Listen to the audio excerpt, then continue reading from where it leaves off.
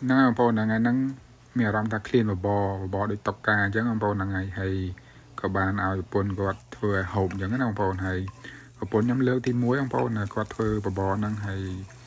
វាមិនដូច100%ទេហ្នឹងហើយគាត់ថាវាស្តៀងអញ្ចឹងណាហើយបន្ទាប់មកក៏យើងលីងសាច់លីងអីអញ្ចឹងដាក់គ្រឿងបងអំបិលបងអីអញ្ចឹងទៅតាមដែលយើងចូលចិត្តបងប្អូនហើយយើងដាក់ម្រេចអញ្ចឹងទៅហើយសាច់យើងដាក់តាមដែលយើងចង់ហូបអញ្ចឹងបងប្អូនយើងចង់ហូបអីដាក់ហ្នឹងទៅហើយខ្ញុំចូលចិត្តដាក់បកាអញ្ចឹងយើងដាក់បកាទៅហើយលីងយើងលីងវាឲ្យឆ្អិនតិចទៅទាំងសាច់ទាំងអស់ហ្នឹងទាំងផ្សិតទាំងអីហ្នឹងបងប្អូនហ្នឹងយើងលីងវាឆ្អិនហ្នឹងទៅហើយយើងទុកមកដុំសិនបងប្អូនហ្នឹងហើយបន្ទាប់មកយើង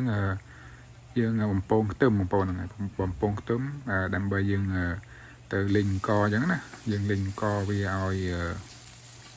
យើងឡើងក្រហមហ្នឹងហើយទុកលីងវាយូរជាមួយអង្គហ្នឹងដើម្បីវាពេលដែលយើងលីងអង្គយើងក្រហមហើយយើងដាក់ទឹកបងប្អូនហ្នឹងហើយយើងដាក់ទឹកទៅហើយយើងធ្វើអញ្ចឹងគឺវាដើម្បីវាលះឆ្អិនណាបងប្អូនលះរីកក្របអង្គអញ្ចឹងណាបងប្អូនហ្នឹងហើយយើងថែមទឹកវាច្រើនតិចមកហើយបន្ទាប់មកគឺអង្គយើងចាប់ផ្ដើមពុះហើយបងប្អូនហ្នឹងហើយចាប់បានពុះហើយយើងមើលអង្គទៅថាយើងចង់បានឲ្យវារីកប៉ុណ្ណាអញ្ចឹងបងប្អូនហើយឥឡូវហ្នឹងគឺវារៀងរីកគួរសមដែរអញ្ចឹងយើងចាប់ផ្ដើមដាក់សាច់ចូលបងសាច់ដែលយើងលីងមិញហ្នឹងយើងដាក់ចូលមកហើយយើងដាក់ចូលមកសាច់ហ្នឹងយើងបើសាច់ឲ្យច្រើនដាក់ឲ្យច្រើនតិចវារត់តែឆ្ងាញ់អញ្ចឹងណាបបរហ្នឹងហើយយើងបន្ទាប់មកយើងកូរវាឲ្យសព្វមួយ